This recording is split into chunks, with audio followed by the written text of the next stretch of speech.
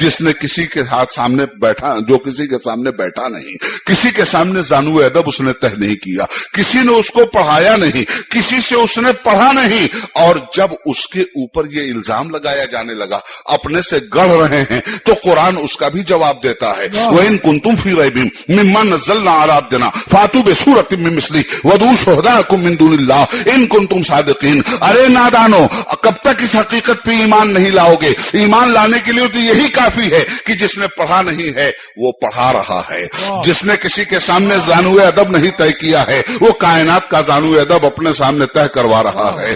کب تک نظر فریب کا شکار رہو گے تم؟ کب تک اپنے دل دماغ میں جہالت کے معبودان باطل کی پرستش کے لیے جگہ دیتے رہو گے؟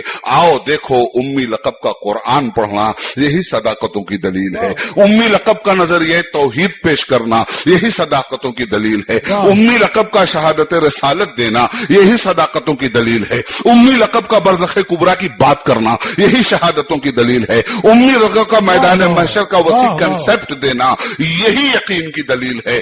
سرکار دو عالم صلی اللہ علیہ وآلہ وسلم نے کفار و مشرکین کے بیچ میں جو قرآن پیش کیا تھا, صاحبان زبان کو چیلنج تھا قرآن کا, اس لیے کہ وہ اپنی زبان کی سے مرعوب کر کے دنیا کو دہشت پسندی کا شکار بنائے ہوئے تھے. وہ اپنی زبان اور اپنے کلچر سے مرعوب کر کے دنیا پر حکمراں بنے ہوئے تھے. قرآن نے زبان کا جواب زبان سے دیا, قرآن نے طرز معاشرت کا جواب طرز معاشرت سے دیا, قرآن نے بدعقیدگی کا جواب خوش عقیدگی سے دیا, قرآن نے بدعملی کا جواب صالحیت سے دیا, قرآن نے ظلم کا جواب حق و انصاف کی تلوار انسان کے ہاتھ میں رکھ کر کے دیا, قرآن نے جبر و اکراہ کا جواب لا اکراہ فی الدین کے فلسفے کے ذریعے دیا. عرض یہ کرنا چاہتا ہوں حضرات کہ سرور کون و مکان صلی اللہ علیہ وسلم نے عربی زبان میں اللہ کا کلام پیش کیا تھا نا, 1400 برس پہلے یہ قرآن پیش کیا گیا تھا نا.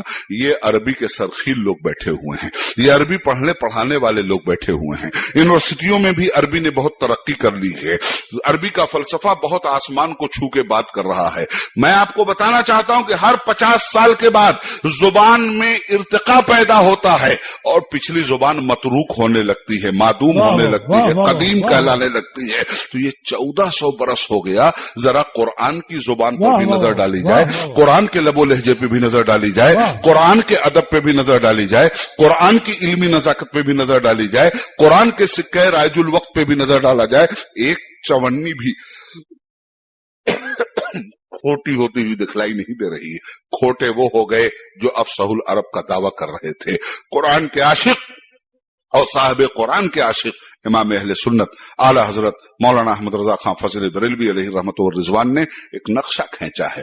کہتے ہیں تیرے آگے یوں ہیں دبے لچے فصحا عرب کے بڑے بڑے, تیرے آگے یوں ہیں دبے لچے فصحا عرب کے بڑے بڑے, کوئی جانے منہ میں زبان نہیں بلکہ جسم میں جان نہیں. وہ کمال حسن حضور ہے کہ گمان نقص جہاں نہیں, یہی پھول خار سے دور ہے, یہی شمع ہے کہ دھواں نہیں. تو 1400 برس پہلے یہ زبان اسی زبان میں اترا کلام پاک, اور 1400 برس کے بعد آئیے ذرا دیکھیں کیا عربی ادب میں ارتقا نہیں ہوا, کیا عربی ادب آگے نہیں بڑھا, کیا عربی ادب ڈیولپ نہیں ہوا, کیا عربی ادب کی ترقی نہیں ہوئی. جب 50 سال کے بعد زبان نیا زاویہ اور نیا پیرہن پا لیتی ہے تو 1400 برس کے بعد عربی زبان نے کیسا کیسا نیا زاویہ پایا ہوگا, کیسی کیسی ایجادات عربی زبان میں ہوئی ہوگی, کیسے کیسے نئے نئے رنگ و روغن کا استعمال عربی زبان میں ہوا ہوگا. آج اس ترقی یافتہ عربی زبان کو اپنے سامنے رکھو جو آج کی ترقی یافتہ عربی زبان ہے, اور 1400 برس پہلے کے قرآن کو اس کے سامنے لاؤ, اور دونوں کا جب تقابل کرو گے تو عربی زبان قرآن کے سامنے ہاتھ جوڑ کے کھڑی ہو جائے گی کہ آج کا ڈیولپ عربی کلچر بھی, عربی ادب بھی قرآن کے ادب کے مقابلے میں آج بھی 1400 برس پیچھے دکھائی دیتا ہے. یہ ہے قرآن کی افادیت, یہ ہے قرآن کی حقیقت, یہ ہے قرآن کی صداقت. تو میں بتانا یہ چاہتا ہوں کہ اس قرآن نے کنسپٹ دیا تھا, امن چاہتے ہو, خوشحالی چاہتے ہو, معاشی فلاح چاہتے ہو تو صرف ایک راستہ ہے, اقرا بسم ربک الذی خلق, پڑھو مگر اپنے رب کے نام سے. اب رب کا تعارف بھی اس میں کروا دیا گیا, اور رب نے قلم کا جو بے پایا علم دیا اس کے فیوز و برکات کی بھی تشریحات و توضیحات ہو گئی. حضرات आइए हम देखें कि जब इसका इम्प्लीमेंटेशन होगा तो क्या होगा। अभी तो इसका इम्प्लीमेंटेशन नहीं है तो क्या हालात है। मैंने जो जवाब दिया था वो आपके सामने हाजिर किए देता हूं। पार्लियामेंट के गलियारों में ये बहस चली है। मैंने कहा साहब, आज जो भी जिस मुल्क का तरक्की याफ्ता कानून आपको अपने सामने रखना है रख लीजिए आज का, और मैं 1400 साल पुराना कुरान का तरक्की याफ्ता कानून आपके सामने रखना चाहता हूं। और फिर उसके बाद आइए हम देखें कि निगेटिव वारदात पर कब्जा किसने जमाया है।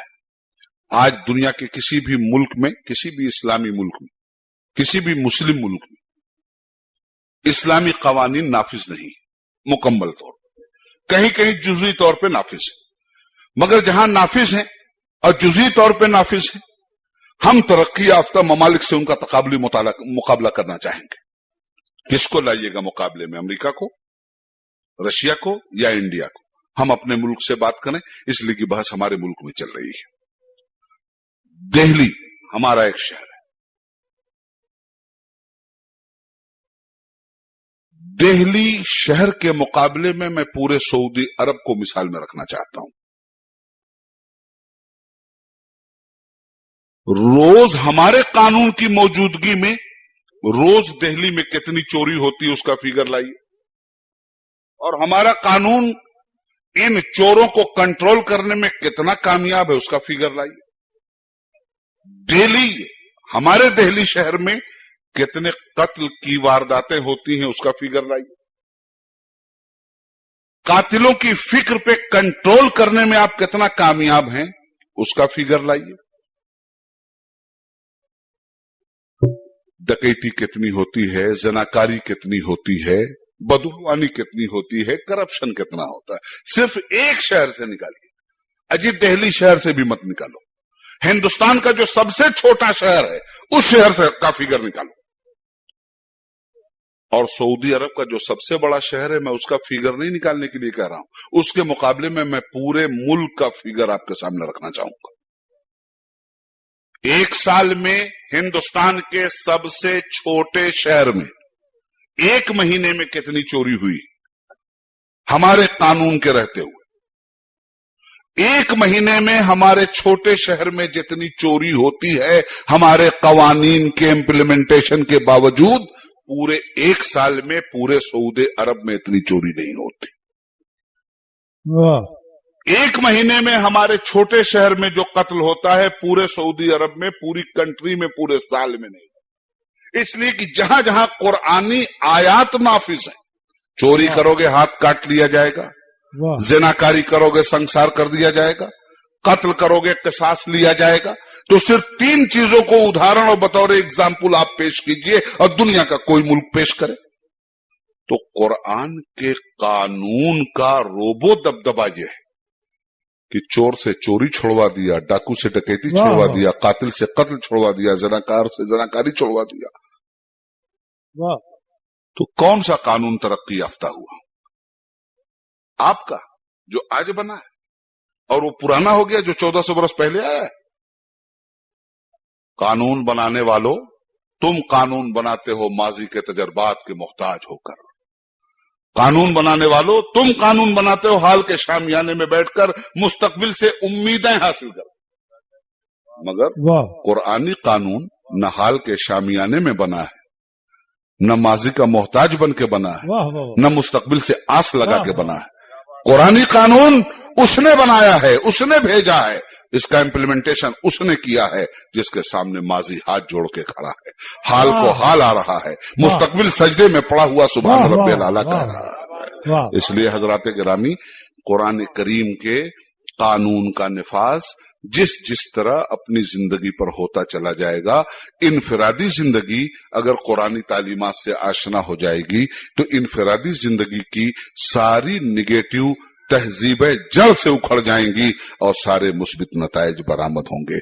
इसीलिए सारी दुनिया पर तबसरा करने के बजाय वक्त आ गया है कि अपने ऊपर तबसरा कीजिए। सारी दुनिया के बारे में बहस करने के बजाय वक्त आ गया है कि अपने ऊपर बहस कीजिए। क्या बात कही थी मुफक्किर मिल्लत ने, अपने मन में डूब कर पाजा सुरागे जिंदगी, तू अगर मेरा नहीं बनता न बन अपना तो बन।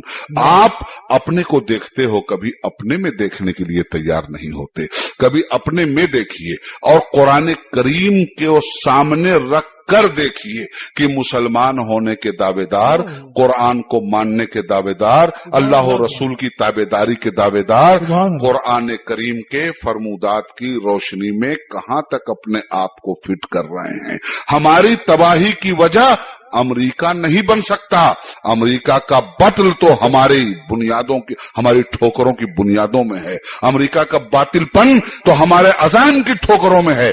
हमारी बर्बादी की वजह कुरान बेजारी है, हमारी बर्बादी की वजह तालीम बेजारी है, हमारी बर्बादी की वजह सुन्नत रसूल से रूगर्दानी है, हमारी बर्बादी की वजह मुखलिस सच्चे और हक्कानियत के अलमबरदार उलमा को पसे पुश्त डालना है, हमारी बर्बादी की वजह अपने इल्म को अपनी नजर में जलील करना है, हमारी बर्बादी की वजह अपने कल्चर पर शर्माना है, हमारी बर्बादी की वजह अपने तौर तरीके पे शर्मिंदा होना है। आज हम क्यों शर्मिंदा हो गए अपने तौर तरीके पर? आज क्यों बर्बाद हो गए? आज बंबई बड़ा तरक्की याफ्ता शहर है और बड़े भारी भारी करोड़पति, अरबपति, राष्ट्रपति, मालूम नहीं कैसे कैसे लोग यहाँ पड़े हुए हैं, मगर क्या पूरा शहर का मुसलमान पढ़ा लिखा है? दिल्ली के शहर में करोड़पति, अरबोपति हैं, सब पढ़े लिखे हैं। केरला चले जाओ बाजू, क्या एक मुसलमान भी जाहिल है? सरकारी फिगर हमारे सामने है, केरला का एक भी मुस्लिम और एक गैर मुस्लिम कोई ऐसा नहीं है जो गैर तालीम याफ्ता हो। 100% तालीम पर मोहर लगाई है गवर्नमेंट ऑफ इंडिया ने। और वहां का मुसलमान खुली हुई लुंगी पहनने में कोई शर्म महसूस नहीं करता। वहां का मुसलमान सर पे अमामा बांधने में कोई शर्म महसूस नहीं करता। वहां का मुसलमान जमीन पर बैठने में कोई शर्म महसूस नहीं करता। वहां का मुसलमान अपने कल्चर को इस्तेमाल करने में कोई शर्म महसूस नहीं करता। हमको शर्म आ रही और नतीजे में दूसरे का कल्चर हम पर सवार, दूसरे का दीन धर्म हम पर सवार, दूसरे का रस्म रवाज हम पर सवार, दूसरे के नजरियार की बरतरी हम पर सवार। शर्मिंदा हो रहे हैं तो कुरान को देखकर, शर्मिंदा हो रहे हैं तो मस्जिद को देखकर, शर्मिंदा हो रहे हैं तो उलमा को देखकर, शर्मिंदा हो रहे हैं तो मदरसों को देखकर, शर्मिंदा हो रहे हैं तो अपनी सोसाइटी को देखकर। हाँ, समाज के डर के मारे, खौफ के मारे, शर्म के मारे कभी कभी जुमा में आ जाते हैं। 5 वक्त की नमाजें तो अपने आर्डर से नापास कर दी गई। शरीयत का हुक्म था 5 वक्त, तबीयत का हुक्म हुआ हफ्ते में 1 वक्त। तो ये जो हमारी तबाही है, ये कुरान बेजारी की वजह से है, तालीम बेजारी की वजह से है।